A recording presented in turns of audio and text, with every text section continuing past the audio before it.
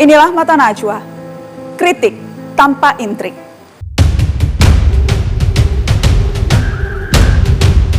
Masyarakat harus lebih aktif menyampaikan kritik masukan ataupun potensi maladministrasi.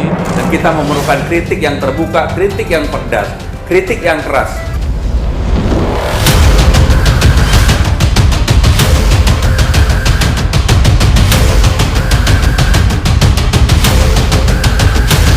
YLBHI membeberkan catatan kasus dugaan kriminalisasi hingga serangan digital meningkat 3 tahun terakhir.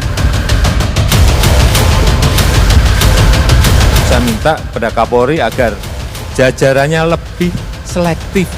Sekali lagi, lebih selektif mensikapi dan menerima pelaporan pelanggaran Undang-Undang ITE. 잊어버린 것 같아 너 화가 나 보여 아른대는 게임 over over over 만약 게임이라면 또 로드하면 되겠지만 I guess I gotta deal with this real world. 에이, 차라리 게임이면 좋겠지.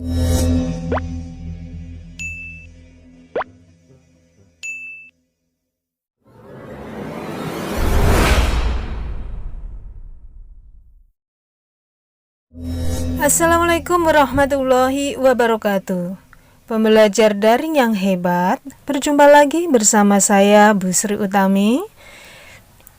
Hari ini kita membahas bab 6, menilai karya melalui kritik dan isi.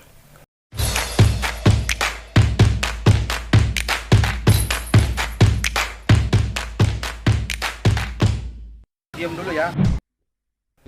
Kritik dan isi adalah dua jenis tulisan yang hampir sama karena keduanya sama-sama mengungkapkan pendapat atau argumen. Namun, menulis kritik dan isi haruslah berdasarkan analisis dan penilaian secara objektif agar terpercaya dan bukan opini semata. Meskipun hampir sama, keduanya tetap memiliki beberapa perbedaan. Pengertian kritik.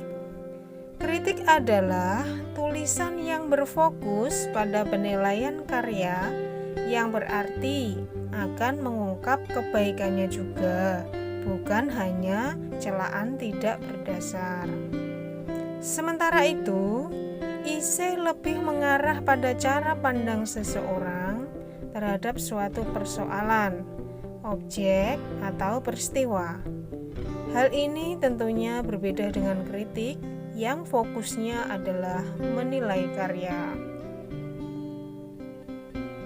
Kemudian sistematika kritik dan isi.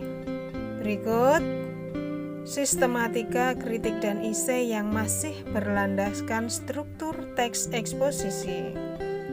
Yang pertama, tesis adalah pendapat atau opini umum yang biasanya berupa pengenalan dan deskripsi karya pada kritik atau pengenalan dan definisi umum isu pada isi. 2. Rangkaian argumen merupakan argumen atau pendapat-pendapat penulis sebagai penjelasan khusus dari tesis umum yang telah dipaparkan.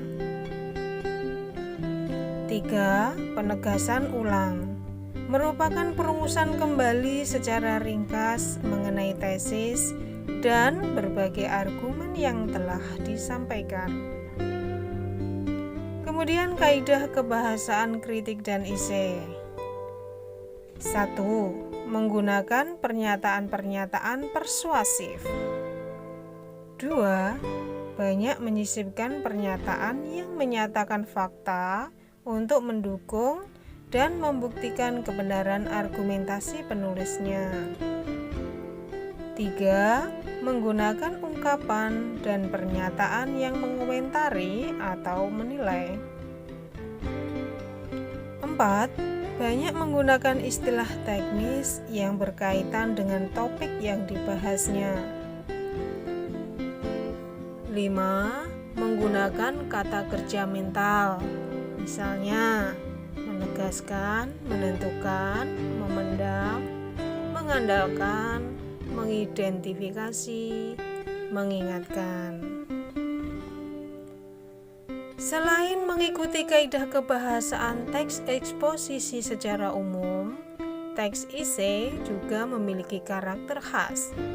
Karakter khas yang dimaksud adalah gaya bahasa berupa pilihan kata, struktur kalimat, dan gaya penulisan unik berkaitan erat dengan penulis esai secara pribadi.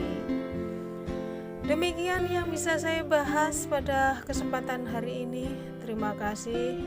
Selalu banyak membaca agar memperoleh banyak sekali wawasan tentang kritik dan esai. Sampai jumpa. Wassalamualaikum warahmatullahi wabarakatuh.